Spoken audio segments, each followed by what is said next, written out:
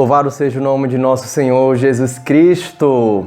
É uma alegria nós estarmos aqui juntos para hoje adentrarmos na Palavra de Deus e nos preparando para o Natal que vai chegar. Vamos assim deixar que a Palavra de Deus nos embale no dia de hoje.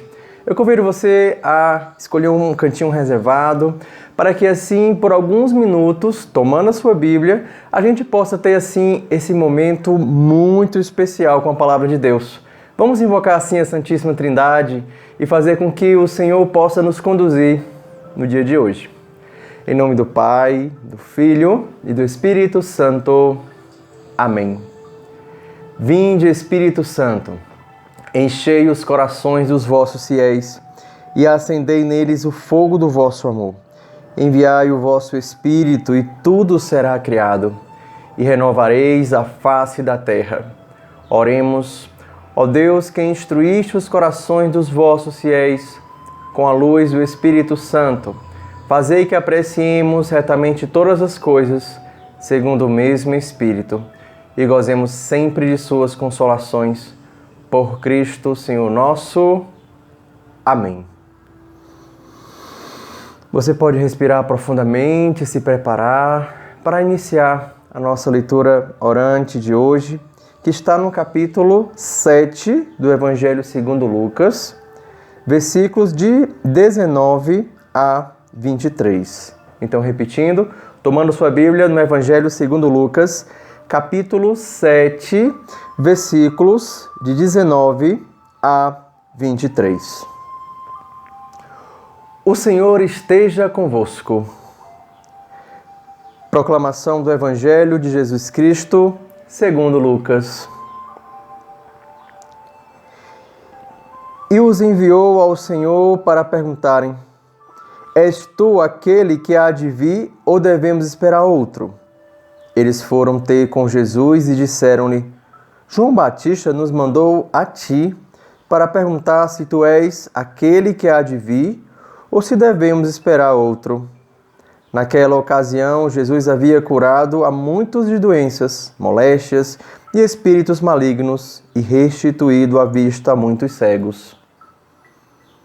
Respondeu, pois, e de contar a João o que vistes e ouvistes: cegos recobram a vista, paralíticos andam, leprosos são purificados e surdos ouvem, mortos ressuscitam e aos pobres é anunciado o Evangelho. E bem-aventurado quem não se escandaliza por causa de mim. Palavra da salvação. Então convido você a mais uma vez, junto comigo, meditar esse Evangelho de hoje, onde nós vamos nos imaginar na cena em que dois dos discípulos de João vão ao Senhor Jesus para perguntar se ele realmente é o Messias esperado ou ainda precisamos esperar outro. Imagine a expectativa daquele povo de Israel, que há muito tempo já não tinha um rei, que estava sob o jugo do Império Romano, numa situação difícil de pagamento de impostos, extrema miséria, muito sofrimento, e diante de tudo isso que vivem, vão esperar, ou melhor, têm a esperança de encontrar esse Messias. Será que Jesus realmente é esse Messias? De repente paira uma dúvida sobre os discípulos. Talvez pairasse também essa dúvida nas primeiras comunidades cristãs. Em meio a um tempo tão difícil, em meio a tantos desafios, tribulações, paira uma dúvida. Será que de fato nós já temos o Messias no nosso meio? Será que nós precisamos esperar ele que há de vir? Ou ainda precisamos esperar outro? De repente, Jesus responde a esses discípulos: Olha, mandou João Batista para perguntar se tu és o Messias ou aquele que deve esperar por outro. Os discípulos perguntam isso para Jesus. Jesus devolve essa resposta para eles. Até porque, o que tem acontecido? Vamos imaginar a cena dos dois discípulos perguntando a Jesus e perguntando a Jesus a forma como eles ouvem essa mensagem de Jesus. O que está acontecendo? como a presença do Senhor faz com que esse ambiente possa ser transformado. Jesus havia curado muitas doenças, moléstias, espíritos malignos e restituído a vista a muitos cegos. Todos esses sinais já eram previstos pelo Messias que haveria de vir. Acreditava-se que esse Messias, quando viesse, todos esses sinais aconteceriam para que o povo pudesse acreditar que de fato ele era o Messias. E aí de repente Jesus fala isso para os discípulos de João. Olha, João pediu para perguntar se realmente eu sou ou não o Messias. Diga a ele o que está acontecendo. Diga a ele que cegos e surdos, cegos estão enxergando, surdos estão ouvindo, espíritos malignos sendo retirados, as doenças são sendo curadas. Diga a João que os sinais do Messias já estão acontecendo. E de fato eu sou aquele que deveria vir e que veio para salvar o mundo. E não mais isso. Não mais leprosos purificados, surdos ouvindo, mortos ressuscitando, mas principalmente a boa nova não vem para uma classe específica, não vem para aqueles que têm poder, mas vem para todos e principalmente aos pobres. Por que o evangelista Lucas fala tanto de pobre? Por que aqui nesse evangelho Jesus termina a sua frase falando que a boa nova é anunciada aos pobres? Porque aos pobres, o que se tem?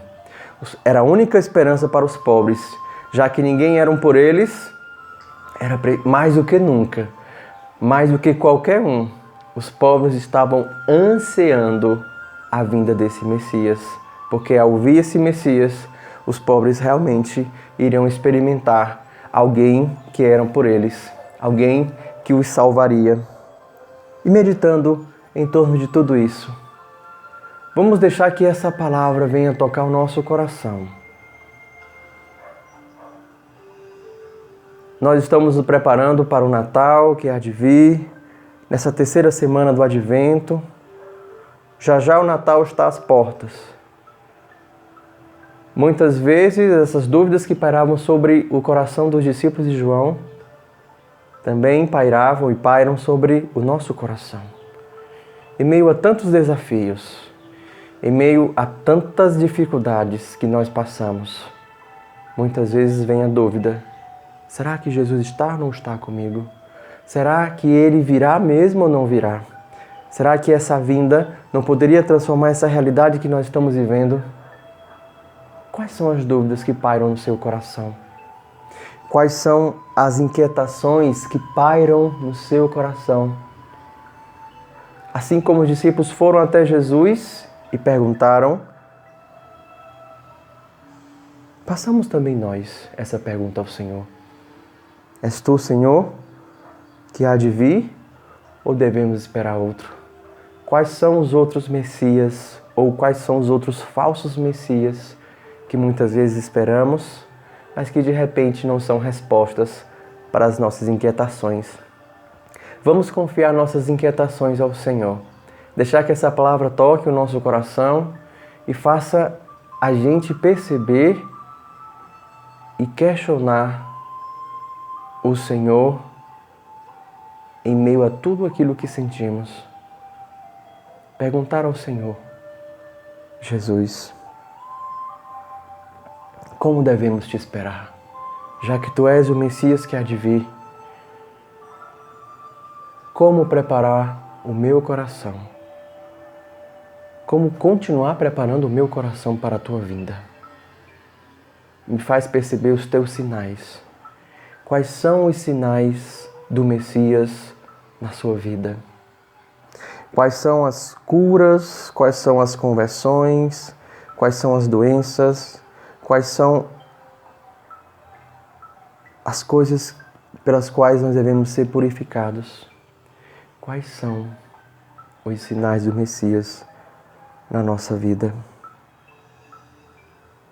Reconhecendo esses sinais na nossa vida, reconhecendo que nesse tempo de preparação, onde a esperança no nosso coração é reacendida, o amor é reacendido, a alegria volta com toda a força, porque no tempo do advento, a presença do Messias, a espera do Messias, ela vai provocando uma profunda transformação no nosso coração. Peçamos ao Senhor essa profunda transformação do nosso coração. Peçamos ao Senhor a graça de que Ele reacenda a esperança, a alegria, o amor e a paz no nosso coração, para que assim, ao chegar, Ele possa se estabelecer na nossa vida. Ele possa se estabelecer no meio de nós. Converse com o Senhor. E à medida que a gente for conversando com o Senhor, apresentando nossas expectativas, apresentando os nossos desafios, apresentando tudo aquilo pelo qual nós iremos nos preparar, ou estamos nos preparando, vamos permitir que essas palavras ressoem como um profundo revigoramento em meio a muitas vezes nossas forças ao final do ano e o início desse ano litúrgico que precisam ser renovadas. Deixemos que a ação do Messias, o anúncio desse Messias que há de vir, possa restabelecer nossas forças, possa restabelecer nossas relações e possa restabelecer a nossa fé.